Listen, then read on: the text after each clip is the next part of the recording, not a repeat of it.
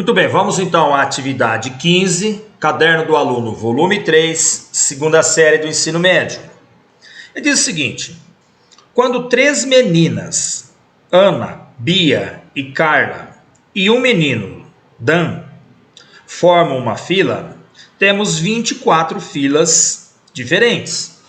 Se eu tenho 4 pessoas para formar uma fila, então para a primeira posição eu tenho 4 opções de escolha.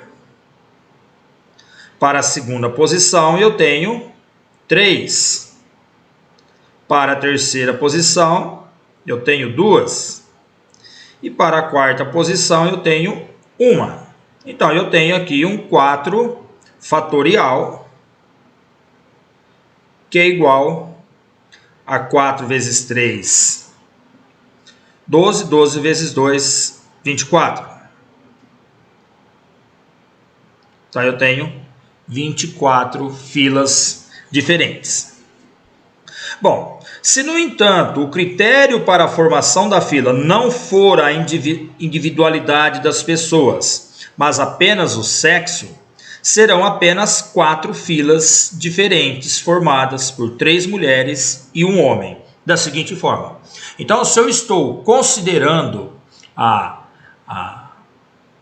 individualidade, e eu tenho 24 filas. Agora, se não for a individualidade das pessoas, mas apenas o sexo, por exemplo, então eu quero ter tenho 3 meninas e um menino, Então, eu tenho, da mesma forma, eu tenho aqui um 4 fatorial, só que aí eu tenho o quê? Eu tenho 3 meninas, então tem a repetição de 3, Então eu vou dividir por 3 fatorial. E meninos não vou pôr porque só tenho 1, Então eu tenho aqui 4 filas diferentes, porque eu tenho 4 vezes 3 vezes 2 vezes 1, dividido por 3 vezes 2 vezes 1.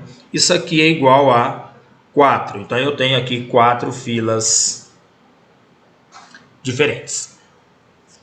Bom, aí ele pergunta para nós lá embaixo: com 5 pessoas, sendo 2 meninas e 3 meninos, quantas filas diferentes poderão ser formadas no caso de ser considerada a individualidade das pessoas? Então, se eu vou considerar a individualidade das pessoas, eu tenho ali 5 pessoas, Se eu tenho 5 pessoas e eu quero formar essa fila considerando as 5 pessoas, então eu tenho 5 fatorial, Porque para a primeira posição eu tenho 5, para a segunda 4, 3, 2, 1. Isso aqui, então eu falo que é 5 fatorial, que é igual a 5 vezes 4, 20, 20 vezes 3, 60, vezes 2, 120. Então eu tenho aqui 120 filas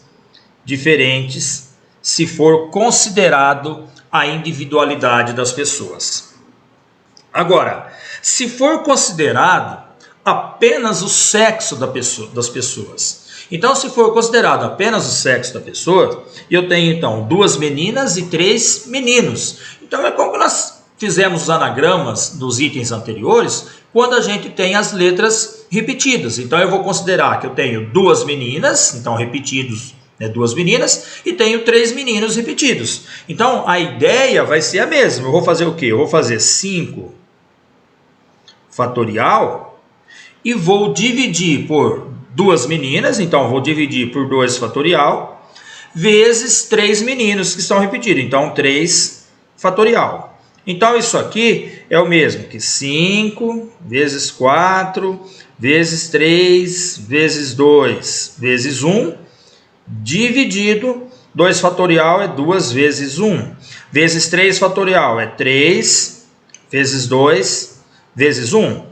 Posso simplificar aqui, Eu fico com 5 vezes 4, 20, dividido por 2, então nós vamos ter o quê? Apenas 10 filas diferentes. Aproveitando que nós estamos falando sobre essa permutação com repetição, a permutação com repetição ela poderia vir apresentado da seguinte forma. Ó, eu tenho uma permutação com 5 elementos e eu tenho lá 2 repetidos e eu tenho 3 elementos repetidos, tá?